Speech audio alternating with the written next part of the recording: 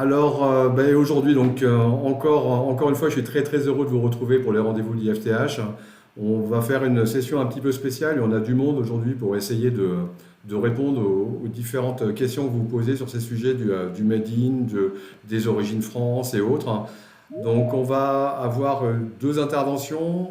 La première, Antoine, qui va nous faire un petit état de ce qui existe aujourd'hui comme marquage et essayer aborder les questions du Made in. Et ensuite, Paul de Monclos qui va nous présenter le label France Terre Textile,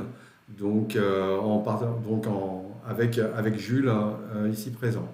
Et c'est Joël da Fonseca de l'UIT qui va pouvoir nous aider aussi sur toutes les problématiques en effet qui sont associées au Made in, toutes les questions que nous-mêmes, on n'est pas forcément en capacité de répondre parce qu'on n'est pas forcément spécialiste du sujet, mais on avait envie de vous faire un panorama complet. Donc ce que je vous propose, c'est d'écouter Antoine déjà, et on enchaînera donc avec Paul de Monclos. Merci à toutes et à tous d'être là, et n'oubliez pas, vous posez vos questions sur le chat, on les prend toutes et on répondra en fin de séance après les deux prêts. Antoine, je te laisse la main. Antoine, on t'entend pas.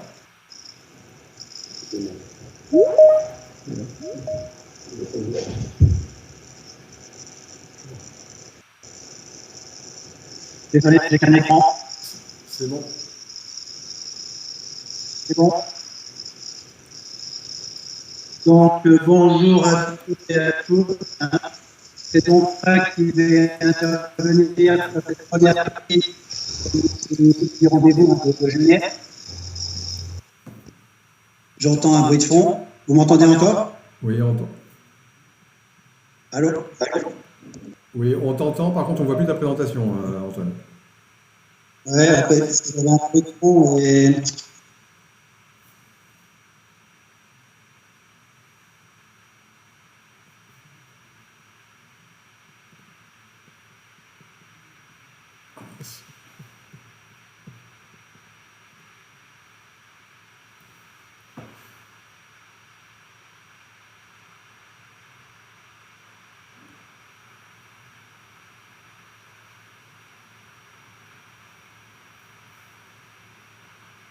Elle va apparaître, je pense. C'est bon.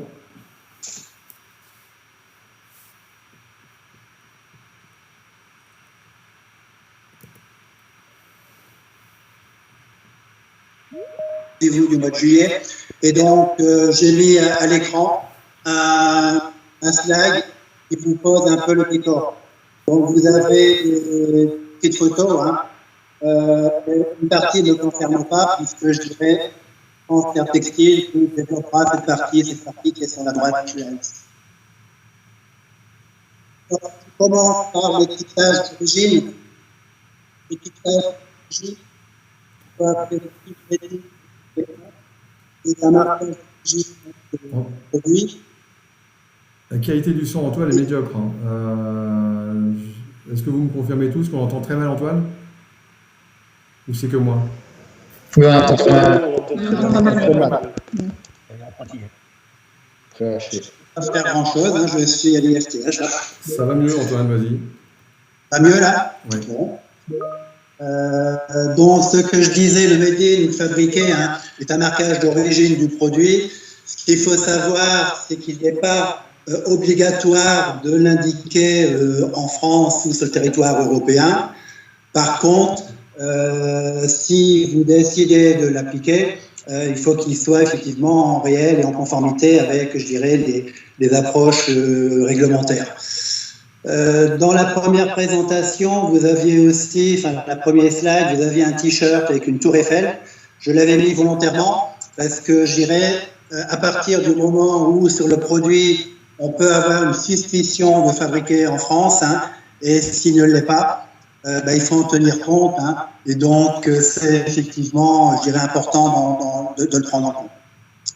Le marquage d'origine, c'est un peu compliqué, c'est une opération qui est très complexe, en réalité à déterminer, et il est effectivement régi par les règles d'origine non préférentielle.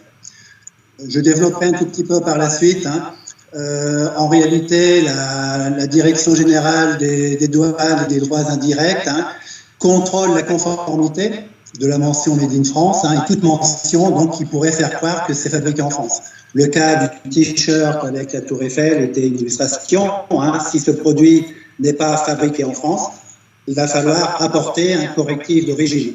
La même chose si je communique avec un nom qui pourrait faire croire que c'est fabriqué en France. C'est important de savoir aussi, c'est qu'il y a ces contrôles et ce marquage, je dirais, cette origine non préférentielle est définie par l'article 39 du Code des douanes. C'est effectivement assez compliqué. Il existe une circulaire, il y a un lien dans la présentation là auquel je fais référence, qui peut vous donner des précisions sur la façon dont est obtenue cette origine non préférentielle, qui permettra d'apposer l'origine du produit, le label du produit. Dans la démarche, comment faire, j'ai essayé de résumer ça de façon assez synthétique et je vous ai mis 2 exemples par la suite. Donc la démarche pour déterminer donc l'origine non préférentielle, c'est déjà de maîtriser la chronologie des différentes étapes de transformation de votre produit. La filière textile habillement est assez complexe. Il y a pas mal d'intervenants dans le process de fabrication, et donc ça, il faut bien maîtriser les différentes étapes de votre produit. Ensuite, il y a un code douanier produit fini. Dans le système harmonisé, c'est ça qui est le SH, et donc à un moment donné, il faut aller regarder de façon un peu précise à quoi correspond votre produit, et donc le lien avec le code douanier. Ensuite, il faut se poser la question, où est-ce qu'a été produit le produit? S'il a été produit entièrement dans un pays, bon voilà, c'est assez simple, c'est pas trop compliqué. Par contre, si plusieurs pays interviennent dans la fabrication, c'est là où c'est un peu plus compliqué, c'est pas toujours cohérent, la logique, et donc il faut effectivement les vérifier, les critères de transformation substantielle. Tout ça, c'est défini dans le code des douanes, dans les annexes qui sont associés. Et donc, je pense qu'en prenant un petit exemple, ça sera beaucoup plus simple pour vous de comprendre. Donc, j'ai pris l'exemple d'une chemise de nuit qui est composée de 2 matières différentes, une dentelle, une maille, qui ne sont pas réalisées en France. Et la chemise de nuit est confectionnée en France. Donc là, vous voyez, il y a des codes douaniers différents. Donc là, c'est clair que le code douanier de la chemise est différent. Donc, on va effectivement raisonner sur le code douanier de la chemise de nuit, qui est confectionnée en France. Et en allant chercher dans le document des douanes, vous trouvez le code douanier 6108. On retrouve bien la chemise de nuit à ce niveau-là. Et vous avez des règles primaires qui restent ici, qui indiquent que c'est la confection complète qui va donner l'origine non préférentielle. Comme c'est fabriqué en France, on va pouvoir effectivement marquer Made in France ou fabriqué en France. Un autre cas, toujours donc, pour déterminer l'origine préférentielle, le cas de drap par exemple, code douanier SH T1302.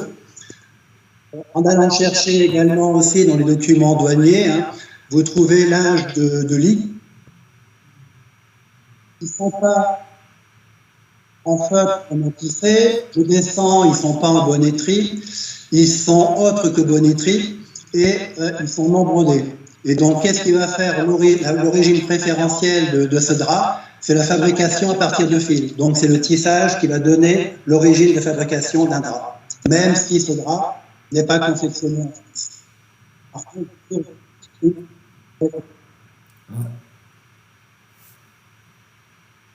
ça, c'était le premier point concernant l'origine, le Made in, qui est donc déterminé par l'origine non préférentielle du produit. Alors, je t'arrête juste, Antoine. Est-ce que Joël, vous voulez rajouter quelque chose à ce qui a été dit par Antoine par rapport au Made in? Si on pouvait revenir juste sur la slide précédente, voilà, concernant le drap, j'ai pas bien entendu en fait le cheminement. Là, j'ai été chercher donc on est sur du drap de lit. Oui. Donc dans l'annexe 22, vous avez effectivement les règles primaires qui vont rester. Et donc, le drap de lit, je n'ai pas précisé, c'est tissé, hein, donc il est en tissu. Donc là, ici, c'était marqué en non tissé, donc c'est pas le cas. Je descends, il n'est pas en bonneterie, je descends, et donc autre que bonneterie. Et donc, je vais identifier fabrication à partir de fil. C'est ça qui peut donner l'origine préférentielle. Donc, en fait, ce qui signifie que ce n'est pas le cas, puisque le drap a été confectionné en Tunisie. Donc, ce qui va conférer en fait l'origine au produit, parce qu'il faut bien déterminer une origine quand le drap va revenir de Tunisie, ce n'est pas le lieu du tissage, mais le lieu de la teinture, parce qu'on va revenir à la règle liée au tissu. Là, il s'agit d'un tissu teint, hein, c'est ça. Donc, c'est la teinture quand on va regarder les règles de liste. Ça, c'est une petite précision. Quand on regarde les règles de liste, donc il faut revenir au 5208 pour un tissu teint ou imprimé. Donc, ce sera la teinture ou l'impression avec une histoire de valeur ajoutée et des opérations de finition. Là, on va obtenir une origine française si ça a été réalisé au niveau de la France. Et donc, une origine qui sera conservée pour le drap confectionné en Tunisie. Voilà, c'est la petite précision que je voulais apporter. Très bien, merci. Cet exemple, je pense, était intéressant parce que c'est assez complexe. Hein. Ça montre que ce n'est pas simple du tout, ces questions du Made in. Hein. Merci Joël pour l'intervention. Alors, je change de sujet. Le deuxième point, c'est pas tout à fait, je dirais, en lien avec le marquage, je dirais, d'origine. Par contre, on rencontre quand même ce label, entreprise patrimoine vivant.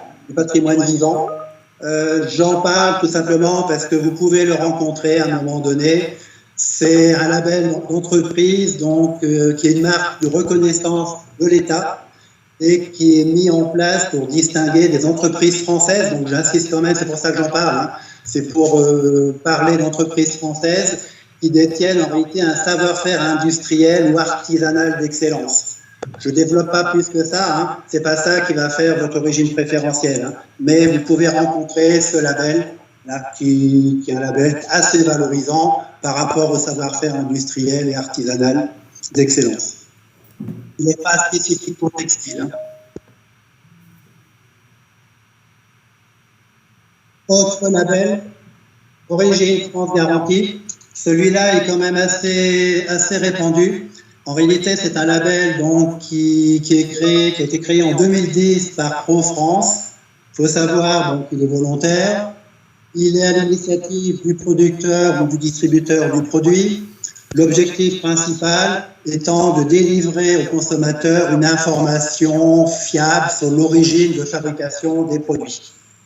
Il n'est pas spécifique textile. Donc, vous pouvez le rencontrer sur tout produit, par service. Les caractéristiques de ce label, en réalité, il y a deux critères. Il y a un critère qui est sur le prix de revient unitaire, où on doit effectivement, le produit doit représenter au moins 50% du prix de revient unitaire acquis en France. Donc là, c'est ça. Il y a un deuxième critère qui est le lieu où le produit prend ses caractéristiques essentielles, qui doit être effectivement situé en France également. Pour les produits industriels, le lieu c'est là où les activités ont donné ces caractéristiques. Et puis, il y a des référentiels annexes qui sont spécifiques à l'activité du textile et de l'habillement, puisqu'il y a des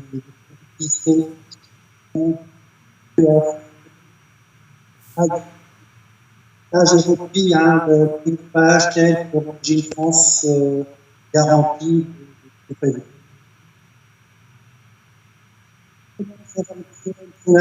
Ça c'est très simple.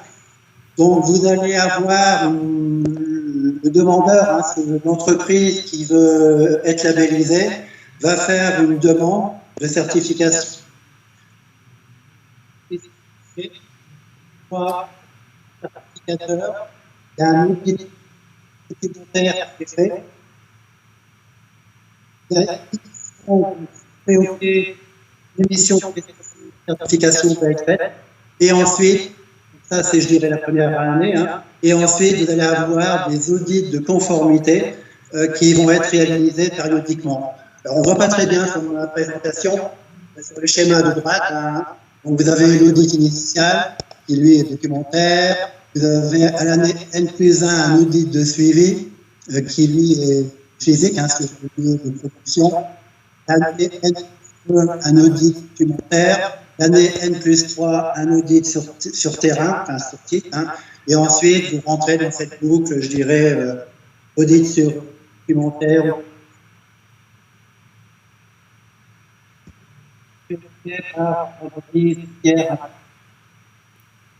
On t'a reperdu là, Antoine.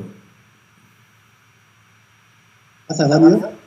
Ouais, il faut peut-être que tu bouges, t'arrêtes de bouger peut-être, je sais pas. Une autre solution, c'est de couper ta caméra, ça peut te faire gagner. Peut-être, oui, essayer de couper. Oui, en effet. Coupe ton flux. Ouais, voilà. Donc voilà, ça c'était sur Origine France Garantie. Et le petit dernier. On reparle des audits peut-être, parce qu'en effet, on n'a pas bien compris l'aspect des audits que tu nous as expliqué juste avant. Avec le N+1, N+2, N+3. Ouais, donc l'audit, je vais revenir sur le slide, s'il veut bien revenir sur le slide. Donc l'audit, en réalité, la première année, c'est un audit documentaire sur la base du dossier qui est envoyé à l'organisme certificateur. À N+1, c'est un audit sur site.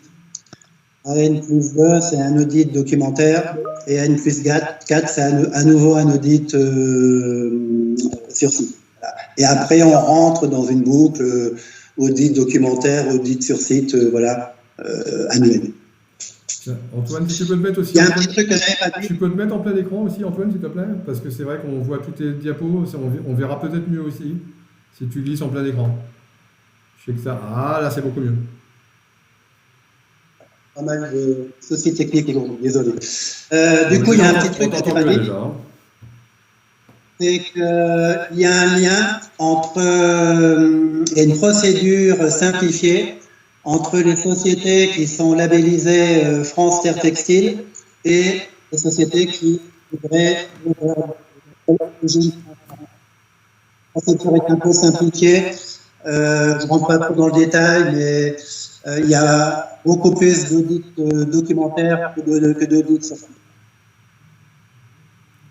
Allez, passe au suivant. Et le petit dernier, savoir-faire ensemble. C'est un label qui s'est créé l'an dernier pendant la période des masques, hein, où le groupement Savoir-faire ensemble a travaillé avec l'IFTH sur l'élaboration d'un label qui permettait de livrer, je dirais, une licence. Les grandes thématiques, hein, alors pourquoi j'en parle là?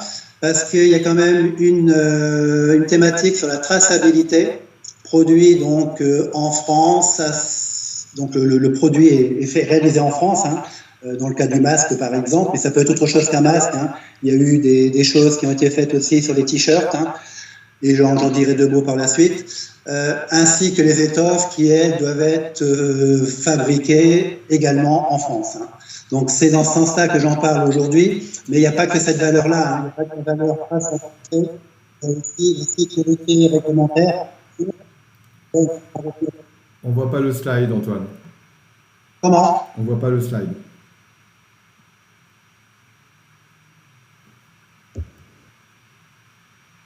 Et là, ça va mieux? Oui. Donc, oui, ce que je disais, je parle du label Savoir-faire ensemble parce que vous avez effectivement la traçabilité. Hein, donc, le produit est confectionné en France, mais les matériaux qui le composent sont également fabriqués en France. C'est uniquement de la traçabilité documentaire, hein, donc c'est du déclaratif. Hein. Il n'y a pas d'audit physique qui sont faits sur les sites de production. Il y avait d'autres grandeurs, hein, je dirais d'autres caractéristiques. La sécurité réglementaire, ça c'est évident. Hein, donc, le produit doit être conforme à la réglementation, et puis également un volet qualité perçue et durabilité à l'entretien. Donc voilà un petit peu cette introduction qui était un petit peu longue, et désolé pour les soucis techniques. Hein. Je vais donner la parole et la main à Monsieur de Montaut pour la partie. Donc, Jules, on vous partage l'écran. J'espère que ça sera. Voilà, merci, bonjour à tous. Merci de me donner l'occasion de présenter une nouvelle fois cette démarche un peu originale qui est le label France Terre Textile, dont l'origine remonte à une dizaine d'années, puisque le label Vosges Terre Textile a été lancé en 2011. L'idée était, et je pense qu'il y a des analogies avec la situation actuelle, c'est que les industriels vosgiens se sont dit il faut absolument qu'on se débrouille nous-mêmes parce qu'avant qu'on remette des barrières à la frontière, on sera mort. Donc il faut qu'on valorise les produits qu'on fait dans la filière textile. Et je trouve que les Vosges ont une particularité. On utilise maintenant une expression un peu fortement utilisée ces derniers temps, c'est un écosystème, c'est-à-dire que l'ensemble de la filière textile que vous connaissez est très longue et quasiment complète dans les Vosges, puisqu'on va de la filature jusqu'à la distribution, et on a à peu près toutes les étapes, filature, tissage, tricotage, ennoblissement, confection, distribution. Le fait d'avoir tout ça nous a permis de se rassembler autour d'un projet qui consistait à valoriser cette production faite localement en disant il faut qu'on réfléchisse un peu à la façon dont l'agroalimentaire avait réfléchi pour défendre leur production autour des AOC. Donc on s'est dit on va faire une AOC textile. Alors à l'époque c'était innovant, hein, les IGP n'existaient pas. Alors le point principal qu'il faut que vous reteniez, et c'est toujours le cas, c'est que cette démarche elle est conçue et pilotée par des industriels. Il n'y a que des industriels qui sont au pilotage de cette démarche. Ce qui a un intérêt pour les industriels, c'est de réellement faire en sorte que la démarche en lien avec leurs aspirations. Rapidement, d'autres régions se sont intéressées à la démarche. Donc, on a confié l'ingénierie de Vosges Terre Textile aux autres régions. Donc, l'Alsace était bien évidemment la première liée à cause de la proximité des liens qu'on a entre l'Alsace et les Vosges. Puis le Nord, Auvergne-Rhône-Alpes, Troyes-Champagne et maintenant la région Grand Ouest qui a tapé à la porte. L'ancrage régional est pour nous fondamental parce que c'est un moyen d'être vraiment en connexion avec les points de lieux de production et la proximité. Et on s'aperçoit en plus que les entreprises ont un réseau local et on a aussi une particularité, j'allais dire, de terroir. On ne ferait pas exactement la même chose sur les régions, ce qui nous a d'ailleurs permis de, j'allais dire, adapter les éléments au fur et à mesure de la croissance. Alors, on a créé cette fédération France Terre Textile, qui est donc une fédération qui regroupe les différentes régions. L'idée, c'est de coordonner les différentes actions des régions et de porter haut et fort la parole des industriels. Donc, on est, comme c'est écrit sur la slide, on est complètement indépendant de toutes les organisations et on porte notre discours, on essaie d'être un défenseur constructif de la filière, toujours positif, et parfois militant, ce qui nous a permis, par exemple, d'avoir des discussions assez serrées avec le ministère de l'Environnement lorsqu'il a fallu défendre la filière textile, qui était considérée comme la plus polluante au monde. On s'est permis de rappeler à Madame la ministre que la filière textile française était sans doute la plus propre au monde, ce qui a permis d'avoir une discussion. Et puis, la France est très jacobiniste et c'est bien aussi d'avoir cet ancrage régional pour pouvoir défendre nos intérêts locaux. En termes de responsabilité, l'idée c'est de garantir aux consommateurs que le produit est réellement fait sur les zones. Alors, le réellement fait, comme on est industriel, on a découpé l'ensemble du processus industriel en opérations et on a attribué des points à chacune des opérations. Et le label permet, on permet de mettre le label sur le produit, c'est le produit qui porte le label, dès lors que 75% des opérations sont faites sur la zone. Alors, avec la fédération, on a permis l'interrégionalité, c'est-à-dire qu'un produit fabriqué partiellement dans le Nord, puis dans les Vosges, éventuellement en Alsace, l'ensemble, si l'ensemble des produits sont faits chez des entreprises agréées et obtiennent 75% des opérations, vous avez compris que le produit pouvait être labellisé. Donc l'idée, c'est ça, c'est de décortiquer. Alors pourquoi 75% et pas 100%?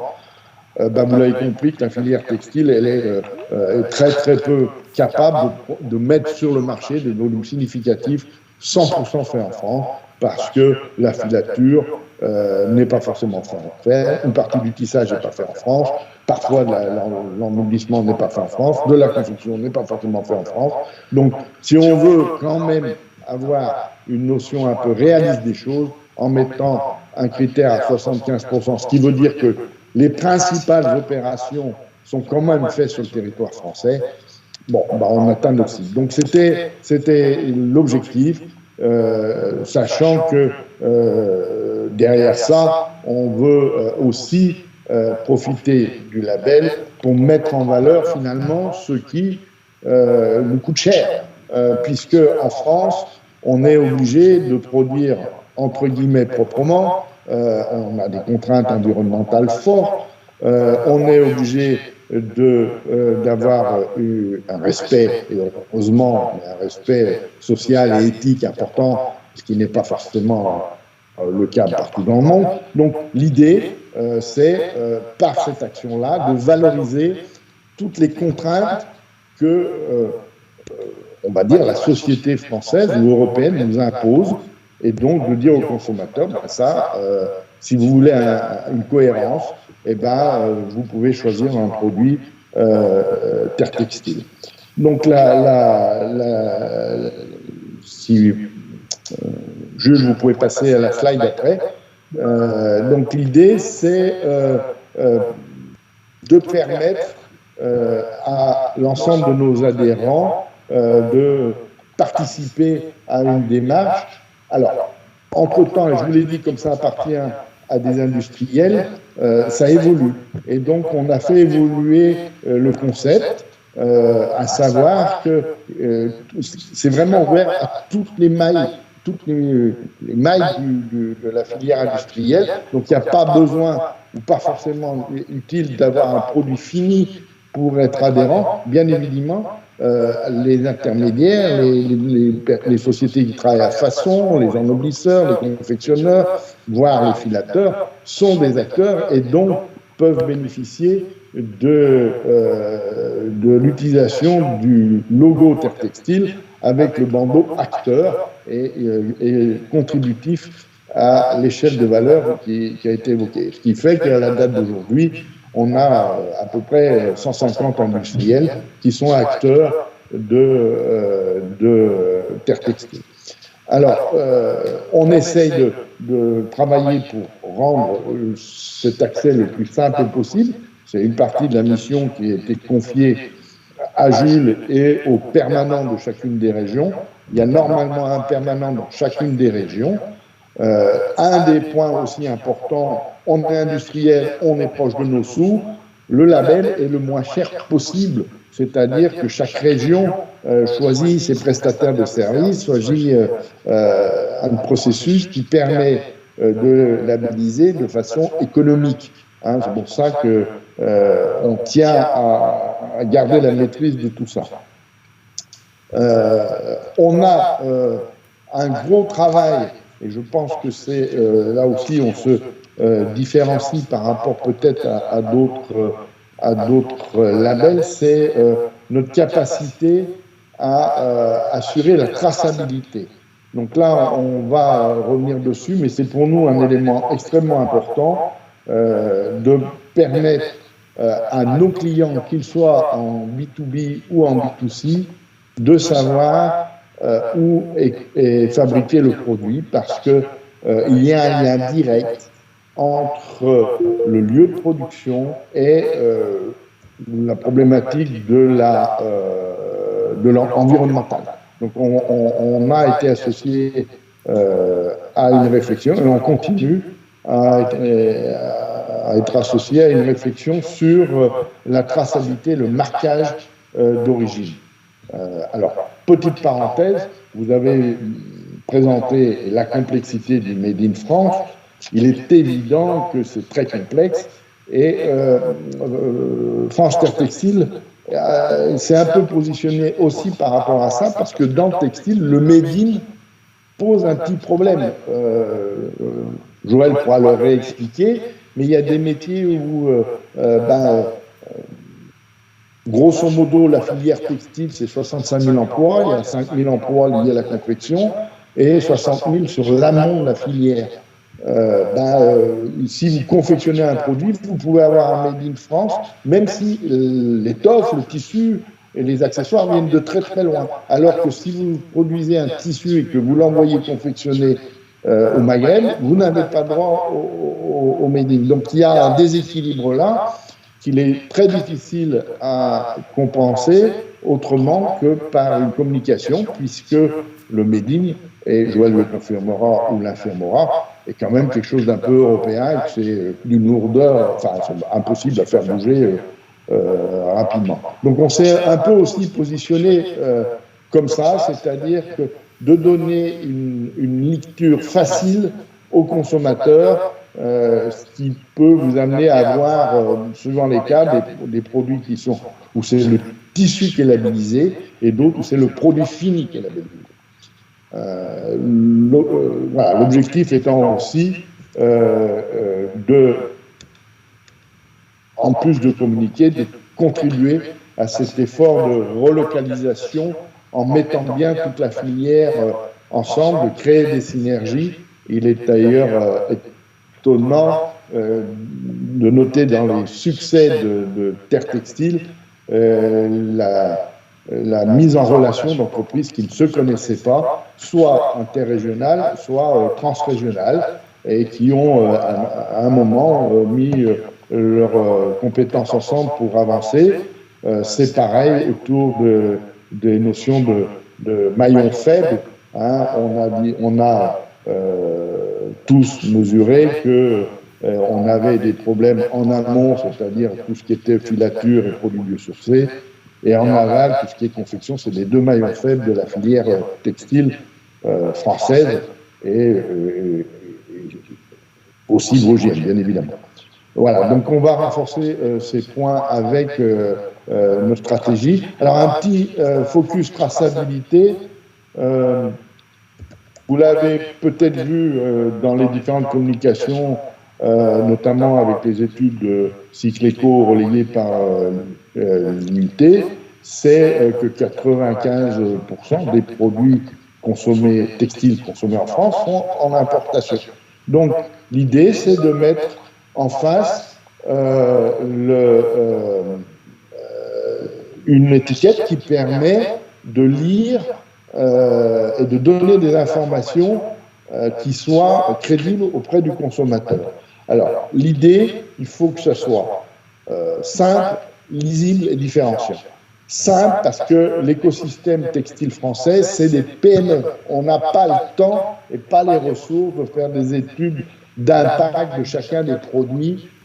Si je parle pour des entreprises qui font beaucoup de travail, par exemple, sur des termes de collection, quand on fait 5-6 000 articles par an, c'est pas possible de consacrer, puisque le temps qu'il faut pour identifier une étude d'impact, la saison suivante est déjà enclenchée.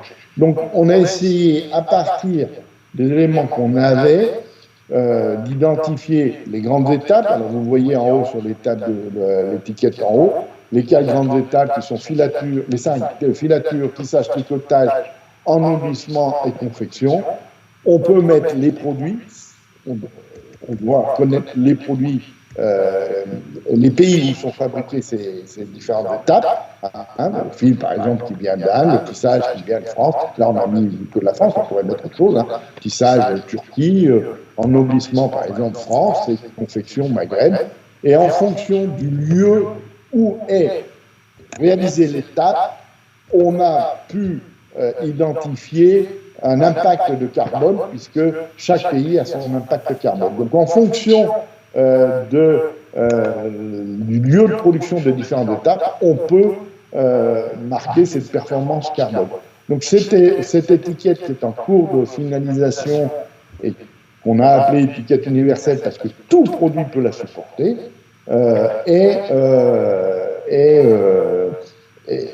pour l'instant soumise à l'étude des instances.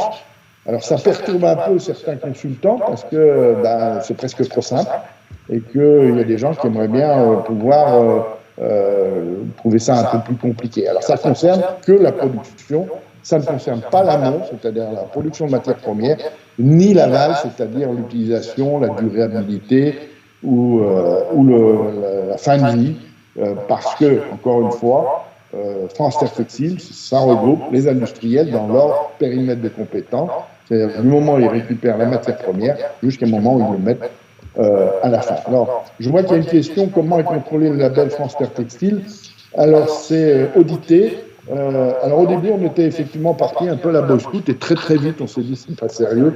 Donc, toutes les entreprises sont auditées.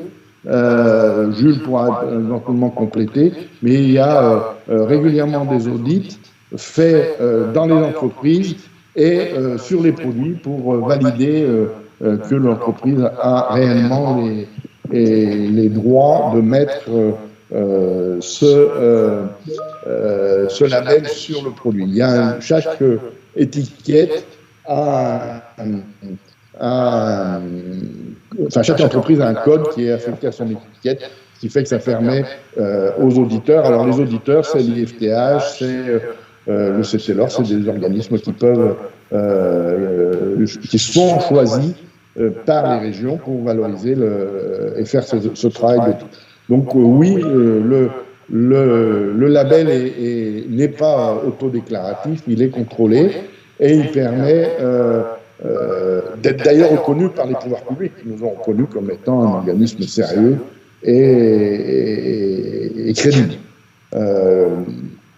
Voilà, donc il y a encore beaucoup de choses à faire, notamment il y a des régions du Grand Est qu'il faut aller auditer, puisqu'on commence à rentrer. Le Sud, on n'a pas réussi encore. On espère pouvoir un jour avoir les quelques entreprises qui sont dans le Sud.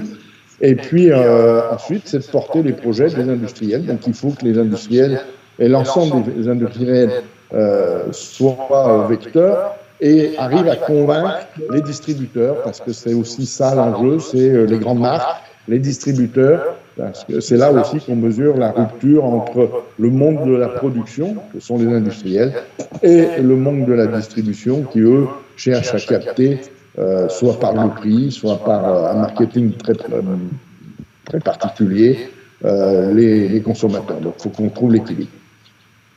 J'espère avoir tenu, dans le temps qui m'était imparti, la présentation de France Terre Textile. Alors on a un permanent dont vous avez l'adresse, Gilles Pétras, qui nous a rejoint maintenant un an et qui pourra vous orienter soit sur les régions, localement, c'est des permanents sur les régions, soit répondre à toutes les questions qui peuvent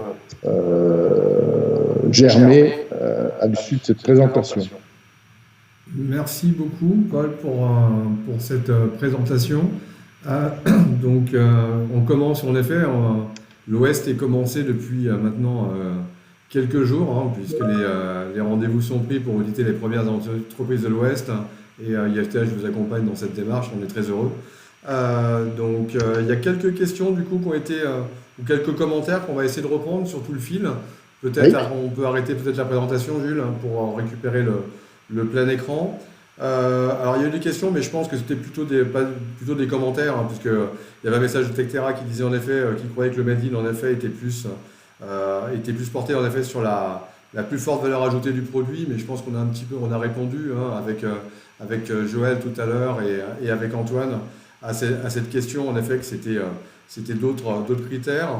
Il y a eu une question en effet aussi sur le tissu, mais en fait on a répondu, ça a été répondu dans l'échange. Karine qui nous donne une information qui est assez récente, me semble-t-il, puisque savoir faire ensemble changerait de nom et deviendrait façon de faire. Je crois que c'est vraiment d'aujourd'hui, quoi, cette information, pratiquement. Karine, peut-être, si tu es encore avec nous, si tu veux commenter Oui, cette oui, information. oui, c'est Laurent, c'est une information, ça a été annoncé officiellement, je crois, il y a 2 jours, et ils font le lancement officiel demain, en fait, en même temps de l'exposition sur le fabriqué en France à l'Élysée. Tout à fait. Ouais, Julien, Voilà. tout à fait. Ben, merci de partager l'information. Donc, nouveau nom, donc façon de faire. Donc, d'autres questions. Donc, Anthony qui est posé, en effet, le label frontière textile concerne le produit donc à 75% sont faits en France. Comment interpréter du coup lorsqu'un filateur ou un teinturier affiche ce label alors que les produits qui en sortent n'ont pas reçu les 4 grandes étapes de fabrication? Alors, c'est ce que j'ai dit, et l'entreprise, elle peut être actrice de la filière, c'est-à-dire qu'elle peut donner des points au produit, mais le produit ne va pas forcément, avoir le label final s'il est, par exemple, tissé et confectionné à l'étranger. C'est seulement le produit qui est réellement labellisé. Les entreprises, elles sont notées comme étant actrices. Alors, ça veut dire aussi quoi? Ça veut dire qu'une entreprise n'est pas obligée d'avoir 100% de ses produits labellisés. Bien évidemment, elle peut avoir qu'une partie de sa production, ou à l'inverse, une entreprise n'est pas obligée d'acheter ou de produire que pour des entreprises françaises, bien évidemment, parce que ça serait trop fermé. Donc, on labellise le produit et on permet aux entreprises qui sont acteurs, donc qui sont audités par l'IFTH, par exemple, d'avoir le droit de communiquer avec le bandeau acteur Terre Textile. Alors, une autre question, Paul de Monclos, par rapport à l'indépendance du label qui pourrait être remise en cause quand on est juge et partie. Qu'est-ce que vous avez à dire à ça? Je suis pas sûr de bien comprendre la question. Oui, bah, je pense que oui, bah, Isabelle peut-être évoqué. Je suis pas sûr que vous êtes jugé. On est juge au parti au niveau du label. Hein, c'est un label avec un cahier des charges, avec une charte. Ah oui, un cahier des charges, et etc. Et avec des auditeurs qui sont indépendants d'ailleurs du label pour le coup. Absolument. Et à titre personnel, bon, c'est vrai que je suis président de Terre Textile, mais je suis mon entreprise est auditée tout à fait régulièrement. Et je suis régulièrement sollicité pour vérifier. Hein. Alors, l'auditeur, il a plusieurs façons de faire, d'aller dans les boutiques, d'aller chercher une étiquette, chercher un produit, nous demander de justifier. Alors, ce que je n'ai pas expliqué, c'est que tous les adhérents de Terre Textile déversent des informations dans une base de données, et cette base de données qui est fermée, et seuls les auditeurs y ont accès, permet de voir de vérifier les allégations des entreprises. Donc, il existe un support technique qui permet de contrôler la chaîne de véracité. C'est pas juste déclaratif, c'est-à-dire que tous les mois, nous on déverse dans la base de données le nombre de produits, le type de produit, etc. Et ça permet, grâce à la chaîne, de remonter à l'auditeur, de dire, oui, ce produit, il a bien été tissé chez un tel, ennobli chez un tel, confectionné chez un tel, et donc un droit au label ou pas. Il y a en effet un audit d'entreprise, il y a un audit de traçabilité produit qui est fait. Antoine, qui est intervenu en première partie, a fait de longs audits en Alsace. Oui. Très bien. Je voulais apporter une petite précision sur le produit. Le produit est un article confectionné, mais ça peut être aussi un tissu ennobli. Hein. Oui, tout à fait. Il y a un label tissu fini. Hein. C'est, je pense, important. Hein. Tout à fait. Alors, sur l'étiquette de traçabilité, pourquoi ne distinguez-vous pas la coupe de la confection? Parce qu'on a considéré que, là c'est aussi intéressant, la discussion elle est née du fait que la filière est très longue. Hein. Vous avez les filateurs, alors vous avez les designers, les créateurs, les filateurs, les ennoblisseurs, les tricoteurs, les tisseurs, les ennoblisseurs, les confectionneurs. Donc il y a beaucoup d'opérations. Donc on a essayé de regrouper ça. En gros, on a distingué ces 4 familles, les filateurs, tissage, tricotage, ennoblissement, teinture, impression et confection, c'est-à-dire coupe et tout ce qui va dans la confection. On ne peut pas. Alors, à l'intérieur, on peut scinder. Ça, c'est le rôle de chacune des régions on a la possibilité de scinder. Mais dans l'étiquette, on ne peut pas mettre une étiquette avec toutes les opérations, c'est trop. Donc, on a, collégialement parlant, on a décidé d'utiliser cette grille-là, qui est point intéressant à dire, c'est que ces logos et cette répartition, c'est une répartition européenne autour d'un projet qui s'appelle ETIC, qui fédère une demi-douzaine de pays européens autour de l'étiquetage textile. Et on a repris leur logo et leur segmentation. Très bien. Bon, il n'y a pas beaucoup de questions sur le Made in, il y en a plus sur France Air Textile. Bon, beaucoup de remerciements, des bravos, des félicitations de Frédéric, des remerciements pour les réponses aux questions posées. Il y a Frédéric qui évoque le fait qu'il utilise en effet le cas de France Air Textile en mode collaboratif pour certains de ses cours en DS, en e-commerce. Bah, écoutez, c'est parfait. Donc le lien qui a été ajouté, traçabilité textile, qu'on nous demande s'il était opérationnel. Je ne sais pas si la personne a la réponse ou pas. Il ne l'est pas encore, c'est ce que disait Paul de Monclos, c'est un travail qui est en cours de construction. On va dire que tout est prêt à être lancé, mais toutefois il faut y aller avec quand même un consensus global, ou tout du moins avoir sensibilisé beaucoup de parties prenantes. Donc c'est un travail qui est en cours. Ok, très bien. Donc Anne-Laure qui confirme l'information de Karine. Donc on est tous informés. Alors attendez, j'ai un peu du mal. C'est bien de faire un peu d'intégrité. Bon, il n'y a pas de commentaires. Donc voilà, en effet, il n'y a pas de. Alors, s'il y a une question, y a-t-il un intérêt pour les fabricants d'accessoires textiles français? Oui, c'est la dernière question. Oui, alors ça, c'est un point intéressant. J'allais dire que comme dans toute aventure humaine, on y trouve ce qu'on y met. C'est-à-dire que seules les entreprises qui s'impliquent dans Terre Textile, y trouvent un intérêt. Alors, un intérêt, c'est aussi de trouver des clients, parce que si le distributeur final veut un produit, et on commence à en avoir, y compris par exemple, moi je travaille beaucoup dans l'hôtellerie, et on commence à avoir des hôtels qui veulent avoir des produits réellement faits en France. Donc, il faut que je sois capable, moi, par exemple, de trouver des produits, des accessoires que je n'avais pas forcément pour proposer à mon client. Donc, il se crée des réseaux qui, historiquement, n'étaient pas forcément prévus. Voilà, et donc, ça permet d'être un moyen de relayer. Alors, dernier point, Terre Textile, c'est aussi une philosophie, et donc à un moment où c'est extrêmement compliqué, par exemple, de recruter, alors chaque région fait à sa façon, bien évidemment, mais ça permet aussi d'éviter ce qu'on a fait dans les Vosges, d'aller chercher, de piquer des collaborateurs chez les voisins, parce qu'on a signé une charte d'engagement, et il y a un respect dans cet ordre-là, et donc on a décidé de mettre plus de moyens pour aider les entreprises à recruter. Donc c'est une démarche qui se veut vraiment positive. Voilà. C'est quand même une démarche quand même marketing aussi, pour aller bien positionner sa fabrication française à l'ensemble de ses clients. Donc en termes de marketing, ça reste un outil qui a tout son sens. Plus de questions. Est-ce que nos invités, nos animateurs veulent ajouter quelque chose?